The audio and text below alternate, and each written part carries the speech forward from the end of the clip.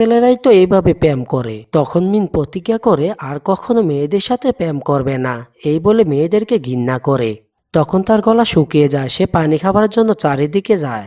তারপর দেখতে পায় একটি গর্তে কিছু পানি পড়েই আছে। মিন দৌড়ে গিয়ে পানি খায়, কিন্তু সে দেখতে পায় আবেগবশত পানির বদলে সে বালু খেয়ে ফেলেছে। মিন ভাবে আমি হয়তো আর বাঁচবো না, পানির পিপাসে মরে যাব, এই বলে মাথা নিচু করে বসে আছে। কিছুক্ষণ পর কিছু শব্দ শুনতে পায়, মাথা উঁচু করে দেখে কয়েকটি মেয়ে তার সামনে দাঁড়িয়ে আছে। মিন তাদের কাছে যায়, সে আবারও মেয়েদের উপর লোভ করে।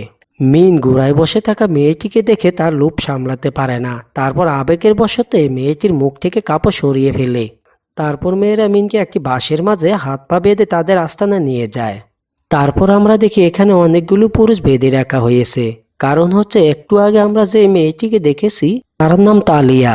তালিয়া হচ্ছে এই রাজ্যের রানী, তার কথা প্রত্যেকটি পুরুষকে এখানে ধরে আনে, কারণ তাদের রাজ্যে কোনো পুরুষ এলাও নেই। তাদের রাজ্যের আশেপাশে কোনো পুরুষ দেখা গেলে ধরে আনতো।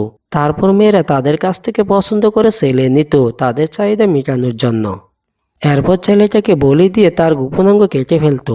যাই হোক, মিনকে বেঁধে নিয়ে যাচ্ছিল, তখন একটি পিচ্ছি মেয়ে আসে, তার নাম দলি।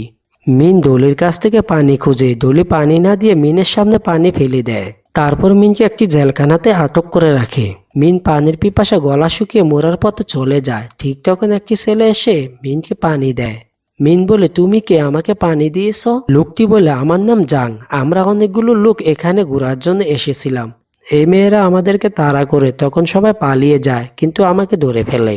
সেই থেকে আমি এখানে 3 বছর পরে আছি। যাই হোক, জাং বলে আজকে এখান থেকে কিছু লোক ধরে নিয়ে যাবে বলি দেওয়ার জন্য। তুমি বোকা সেজে থাকবে, কারণ তারা বোকা ছেলেদেরকে মনে করে তাদের চাহিদা পূরণ করতে পারবে না, এই বলে চলে যায়।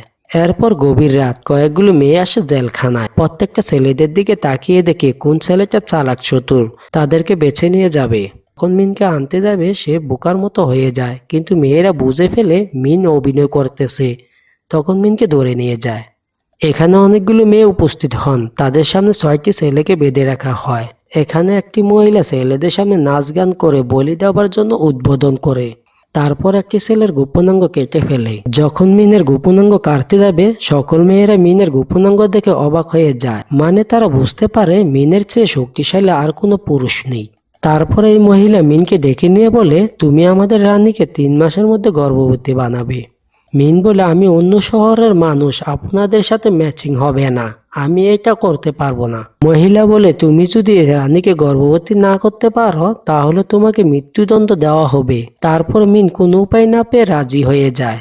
এরপর মিন জাংকে বলে, আমি যদি রানীকে 3 মাসের মধ্যে গর্ভবতী বানাতে